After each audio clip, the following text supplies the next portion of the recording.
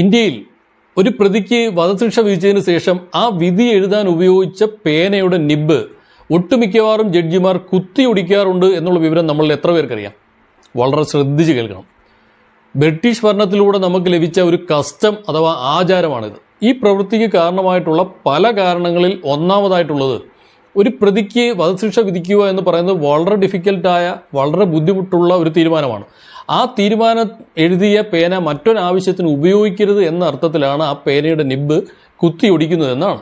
രണ്ടാമതായി പറയുന്നത്, divine rule പ്രകാരം ഒരു ജീവൻ നൽകാൻ കഴിവുള്ള ശക്തി അതല്ലെങ്കിൽ ദൈവത്തിന് മാത്രമേ ആ ജീവൻ എടുക്കാൻ കഴിയൂ എന്നാണ്. അങ്ങനെ പറയുമ്പോൾ ഒരു പ്രതിക്ക് വധശിക്ഷ വിധിച്ചതിലുള്ള ദോഷങ്ങളിൽ നിന്നും അനന്തരഫലങ്ങളിൽ നിന്നും ആ ജഡ്ജി മോചിതനാവാൻ വേണ്ടിയാണ് ആ പേനയുടെ നിബ്ബ് കുത്തിയൊടിക്കുന്നതാണ്.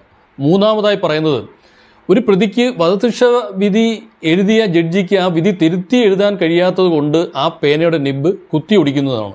നാലാമതും അവസാനമായും പറയുന്നത്, ഒരു പ്രതിക്ക് വധശിക്ഷ വിധി എഴുതിയ പേന എന്ന് പറയുന്നത് രക്തക്കറ പുരണ്ട പേനയാണ് എന്നുള്ള സങ്കല്പത്തിൽ നിന്നും ആ പേന മറ്റൊരാവശ്യത്തിന് പിന്നീട് ഉപയോഗിക്കരുത് എന്ന അർത്ഥത്തിലാണ് ആ പേനയുടെ നിബ്ബ് കുത്തിയൊടിക്കുന്നതെന്നാണ്. ഇതൊരു പുതിയ അറിവാണെങ്കിൽ ഷെയർ ഇറ്റ് മാക്സിമം.